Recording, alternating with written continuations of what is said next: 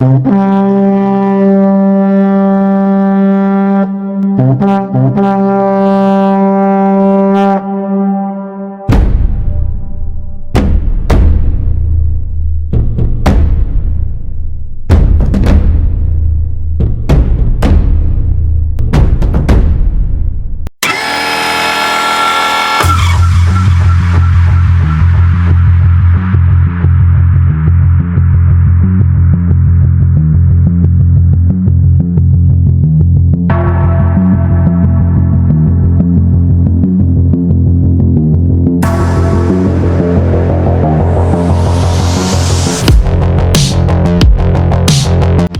Party के समक्ष पहाड़ जैसी चुनौती पेश कर दी है।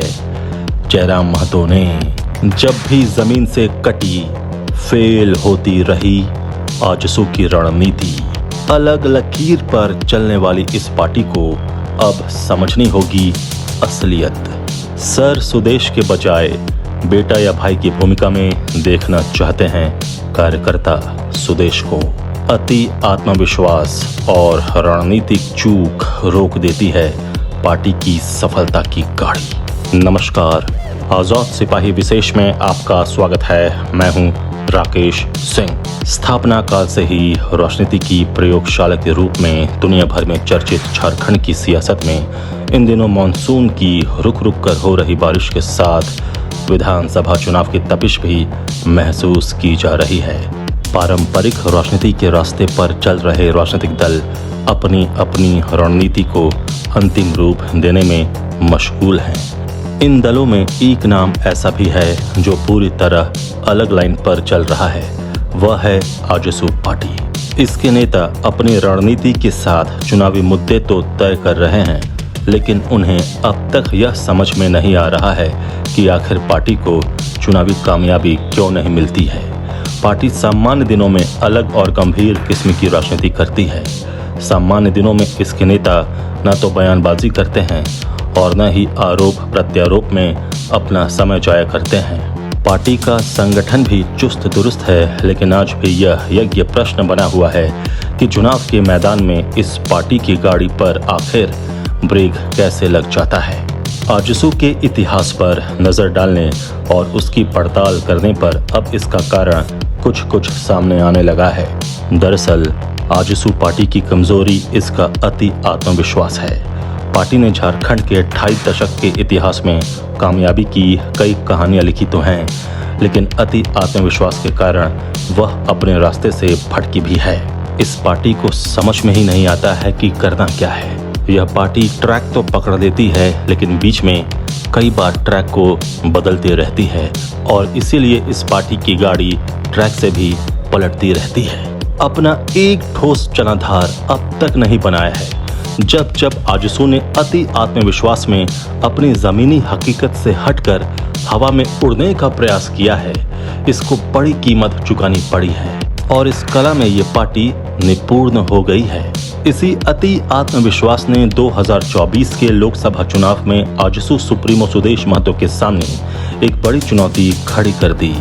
झारखंड गठन के बाद अपने नए स्वरूप में आई आजसू पार्टी और उसके सर्वेसर्वा सुदेश महतो के समक्ष मात्र 2 साल पहले राजनीति के मैदान में कदम रखने वाले JBKSS के अध्यक्ष जयराम महतो ने पहाड़ जैसी चुनौती पेश कर दी है। बड़ी तेजी से जयराम महतो ने आजसू पार्टी के कोर वोट बैंक में बड़ी सेंध लगा दी है।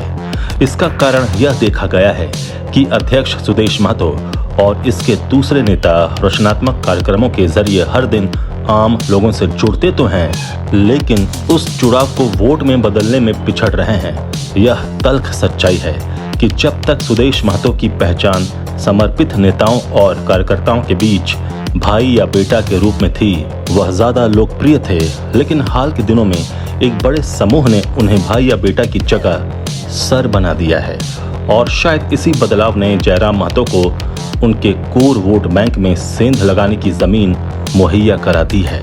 वैसे झारखंड की करीब 4,500 पंचायतों में पार्टी का संगठन बाकायदा सक्रिय है और लगातार लोगों से जुड़कर काम कर रहा है। इसके बावजूद जब आजसू पार्टी ने अति आत्मविश्वास में जमीनी हकीकत को दरकिनार कर राजनीतिक पहाड़ को लांघने की कोशिश की है, उसे ठोकर लगी है। इस ठोकर का एक और बड़ा कारण है। चुनाव के समय आजसू पार्टी में अचानक मौसमी नेताओं कार्यकर्ताओं की बाढ़ आ जाती है। चुनाव से ठीक पहले हर दिन ऐसे मौसमी नेता आजसू का दरबार सजाने लगते हैं। जैसे ही चुनाव खत्म हो जाता है, इन मौसमी नेताओं की कतार गायब हो जाती है। चुनाव परिणाम के समय यह स्पष्ट हुआ है कि जितने मौसमी नेताओं कार्यकर्ताओं ने आजसू का दामन थामा, उसका 10% वोट भी आजसू को नहीं मिला। चुनाव के समय मौसमी नेता आए, नाश्ता पानी किया, खर्च लिया और चलते बने। इस बार भी पार्टी उसी लाइन पर जा रही है और सीधे चलते चलते अपना ट्रैक बदल दिया है। ऐसे में वर्षों से तपे तपाए नेता कार्यकर्ता पीछे छूट जाते हैं, क्योंकि वे दिखावे की राजनीति में विश्वास नहीं करते और डींगे नहीं हाँकते। आक्रामक राजनीति के इस दौर में आजसू को अपनी इस कमजोरी को समझना होगा। तपे तपाए नेताओं कार्यकर्ताओं की पीड़ा समझनी होगी, उन्हें मान सम्मान देना पड़ेगा, तभी झारखंड के नवनिर्माण के अपने संकल्प को पूरा करने में आजसू पार्टी कामयाब हो सकेगी। क्या है आजसू की कमजोरी और रणनीतिक चूक, और क्या हो सकता है इसका अंतिम परिणाम, बता रहे हैं आजाद सिपाही के विशेष संवाददाता राकेश सिंह। झारखंड की सियासी हलचलों के बीच अब यहाँ की हवा में एक सवाल तैर रहा है कि इस बार आजसू पार्टी की चुनावी रणनीति क्या होगी। इसमें कोई शक शुबहा नहीं कि आजसू पार्टी ने झारखंड की राजनीति को अलग पहचान दी है और यह पार्टी सामाजिक बदलावों के जरिए राजनीति की नई लकीर खींचने की बात करती है। लेकिन चुनाव दर चुनाव इसकी मिश्रित कामयाबी ने इसकी रणनीति पर सवाल भी खड़े कर दिए हैं। झारखंड गठन के बाद आजसू पार्टी ने अपने 18 साल के नए राजनीतिक जीवन में कई उतार चढ़ाव देखे हैं। राजनीति के मैदान में अलग लकीर खींचने वाली पार्टी के रूप में पहचान बनाने के बावजूद यह सवाल सभी के मन में उठता है कि आखिर पार्टी को आशा के अनुरूप चुनावी सफलता क्यों नहीं मिलती है। यदि आजसू पार्टी के चुनावी रिकॉर्ड को देखा जाए तो साफ हो जाता है कि इसने जब जब अपनी जमीन छोड़कर हवा में उड़ने की कोशिश की है, इसे करारा झटका लगा है। इसकी पतंग कट गई है और इसी हवाबाजी और कटती हुई पतंगों ने झारखंड में आजसू के समक्ष जयराम महतो के रूप में एक बड़ा प्रतिद्वंदी खड़ा कर दिया है। जरा पीछे चलते हैं। 2005 के विधानसभा चुनाव में सुदेश महतो आजसू समर्थित 2 विधायकों में से एक थे जिन्होंने जीत हासिल की। इस तरह वह लगातार 2 बार विधायक चुने गए। 2007 में उन्होंने आजसू को आजसू पार्टी के रूप में पुनर्गठित किया और इसे भारत के चुनाव आयोग में पंजीकृत कराया। 2009 के विधानसभा चुनावों में आजसू पार्टी 5 विधायकों के साथ राज्य विधानसभा में पहुंची। यह आजसू की बहुत बड़ी कामयाबी थी। उसी वर्ष दिसंबर में सुदेश महतो ने अर्जुन मुंडा के नेतृत्व वाली एनडीए सरकार में उप मुख्यमंत्री के रूप में शपथ ली। 2014 में एक बार फिर आजसू पार्टी ने 5 सीटें जीती और भाजपा के साथ मिलकर सरकार बनाई। 2 से 5 हो जाने के कारण आजसू पार्टी अति आत्मविश्वास का शिकार हो गई और चुनाव में अकेले उतरने का फैसला कर लिया। 2019 के विधानसभा चुनाव से पहले आजसू के अति आत्मविश्वास और मुख्यमंत्री रघुवर दास की हठधर्मिता के कारण दोनों पार्टियों के बीच का यह गठबंधन टूट गया। इन चुनावों में आजसू पार्टी का वोट प्रतिशत बढ़ा, लेकिन सीटों के मामले में यह फिर से 2 सीट पर सिमट गई। भाजपा आजसू सत्ता से बाहर हो गई। यानी पतंग तो उड़ी, लेकिन जब कटी तो वहीं गिरी जहां पर आजसू पार्टी थी। बात शुरू करते हैं 2014 के लोकसभा चुनाव से। उस चुनाव में आजसू पार्टी ने अति आत्मविश्वास में अकेले चुनाव मैदान में उतरने का फैसला कर लिया। इसके मूल में मौसमी नेताओं कार्यकर्ताओं का वह समूह ही रहा जो हर दिन सुबह सुबह कभी 500 तो कभी 1000 की संख्या में पहुंचकर आजसू की सदस्यता ग्रहण कर रहा है। एक मोटे अनुमान के मुताबिक उन दिनों करीब 2 लाख लोगों ने आजसू की सदस्यता ग्रहण की थी। इस भीड़ ने आजसू और खासकर उसके सुप्रीमो सुदेश महतो को अति आत्मविश्वास से लबरेज कर दिया। उन्होंने जमशेदपुर, लोहरदगा और पलामू को छोड़कर राज्य की बाकी 11 लोकसभा सीटों पर प्रत्याशी उतार दिए। पार्टी प्रमुख सुदेश महतो खुद रांची से चुनाव मैदान में उतर गए। सुदेश महतो को यह भरोसा था कि वह सिल्ली, ईचागढ़, कांके और रांची के मतदाताओं के भरोसे भाजपा को पटकनी दे देंगे। उस पर इन 11 सीटों पर आजसू पार्टी को कुल 4,81,646 वोट मिले थे। इसमें सबसे आश्चर्यजनक रूप से आजसू को रांची में नुकसान उठाना पड़ा था। जिस बड़े पैमाने पर मौसमी नेताओं ने आजसू पार्टी की सदस्यता ग्रहण की थी और नाश्ता पानी किया था, उसका 3% वोट भी रांची विधानसभा क्षेत्र से आजसू को नहीं मिला। वैसे उस चुनाव में पार्टी को कहीं भी आशातीत सफलता नहीं मिली थी। इसके कुछ ही महीने बाद जब विधानसभा का चुनाव हुआ, उस चुनाव में निश्चित रूप से आजसू ने सबक लिया और उससे अपनी रणनीति बदली और भाजपा के साथ तालमेल कर 8 सीटों पर प्रत्याशी उतारे। तब उसके 5 प्रत्याशी जीतकर विधानसभा पहुंचे थे। अब बात 2019 की। भाजपा के साथ आजसू पार्टी का तालमेल चल रहा था। सत्ता में साझेदार के रूप में आजसू पार्टी राजनीति में अपना मुकाम हासिल करने की तरफ आगे बढ़ रही थी। लोकसभा चुनाव में पार्टी को पहली बार इस दोस्ती का इनाम मिला और उसे गिरिडीह सीट से चुनाव लड़ने का मौका मिला। आजसू पार्टी के चंद्र प्रकाश चौधरी चुनाव जीतने में कामयाब रहे और लोकसभा में पहुंच गए। लेकिन आजसू पार्टी उसके बाद फिर अति आत्मविश्वास में आ गई। यह आत्मविश्वास मुख्यमंत्री रघुवर दास की तरफ भी था। इस आत्मविश्वास से ग्रस्त आजसू अपनी जमीनी हकीकत को भूल गई। दनादन आजसू पार्टी ने दूसरे दलों के रिजेक्ट नेताओं की भर्ती अपने यहाँ शुरू कर दी। एक से एक बड़े नामों की उसके यहाँ झड़ी लग गई। इस भीड़ के कारण आजसू ने एक बार फिर एकला चलो की राह अपना ली। इसका नतीजा यह हुआ कि उस साल दिसंबर में हुए विधानसभा चुनाव में दोनों पार्टियों की दोस्ती टूट गई। आजसू पार्टी ने 53 विधानसभा सीटों से प्रत्याशी उतार दिए।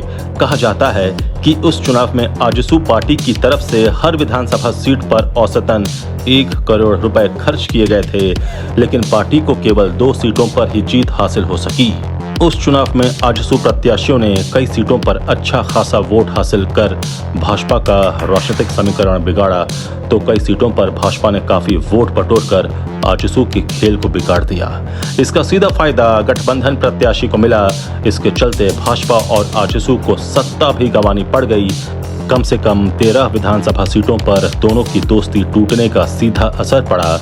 इनमें मधुपुर, डुमरी, जुगसलाई, ईचागढ़, लोहरदगा, जामा, नाला, बड़कागांव, रामगढ़, घाटशिला, खिजरी, चक्रधरपुर और गांडे शामिल हैं। इन 13 विधानसभा सीटों के अलावा 6 सीटें ऐसी भी थीं जहां करीबी मुकाबला रहा था। इनमें सरायकेला, मांडर, तमाड़, जरमुंडी, मनोहरपुर, सिमडेगा शामिल हैं। यदि गठबंधन होता तो ये सीटें भी एनडीए के खाते में जा सकती थीं। इसका अर्थ यही हुआ कि महागठबंधन को सत्ता ट्रे में परोस दिया गया और खुद निहारते रह गए। 2019 के विधानसभा चुनाव में आजसू पार्टी के प्रदर्शन पर नजर दौड़ाने से साफ होता है कि पार्टी 2 सीटों पर पहले स्थान पर रही थी, जबकि 9 स्थानों पर दूसरे स्थान पर रही थी। पार्टी को 18 सीटों पर तीसरे स्थान से संतोष करना पड़ा था, जबकि 11 स्थानों पर उसे चौथा स्थान मिला था। आजसू पार्टी 5 सीटों पर 5वें, 3 सीटों पर 6ठे और 2-2 सीटों पर 7वें और 8वें स्थान पर रही थी। 2019 में विधानसभा चुनाव में करारी हार के बाद आजसू पार्टी को शायद अपनी गलती का एहसास हुआ। उसने भाजपा से अपनी पुरानी दोस्ती को दोबारा जीवित किया। इसका परिणाम भी सामने आया। 2024 के चुनाव में आजसू पार्टी को फिर गिरिडीह सीट से प्रत्याशी उतारने का मौका मिला और वह अपनी सीट बचाने में कामयाब रही।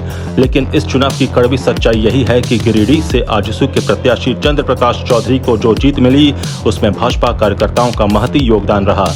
गिरिडीह में एक तरह से आजसू का अपना वोट बैंक दरक गया। कहीं कहीं तो जयराम महतो की पार्टी ने उसे पटकनी तक दी थी, तो कहीं कहीं बिल्कुल उसके पास पहुंच गई। जयराम महतो ने गिरिडीह लोकसभा क्षेत्र के गोमिया, बेरमो, डुमरी और टुंडी में आजसू को हाँफने के लिए मजबूर कर दिया। अब बात 2024 की चुनौतियों की। आजसू पार्टी के सामने आज सबसे बड़ी चुनौती जयराम महतो की झारखंडी भाषा खतियानी संघर्ष समिति यानी JBKSS है, जिसने हाल में संपन्न लोकसभा चुनाव में अपनी ताकत दिखा दी है। इस संगठन ने राज्य की 8 लोकसभा सीटों पर अपने प्रत्याशी उतारे थे और 8,10,912 वोट लाकर आजसू के समक्ष एक बड़ी चुनौती पेश कर दी है। यहाँ यह भी उल्लेख करना जरूरी है कि जब आजसू पार्टी अपने उफान पर थी, उस समय 2014 के लोकसभा चुनाव में उसने राज्य की 11 लोकसभा सीटों पर अपने प्रत्याशी उतार दिए थे। फिर भी उसके खाते में सिर्फ 4,81,646 वोट ही आ पाए।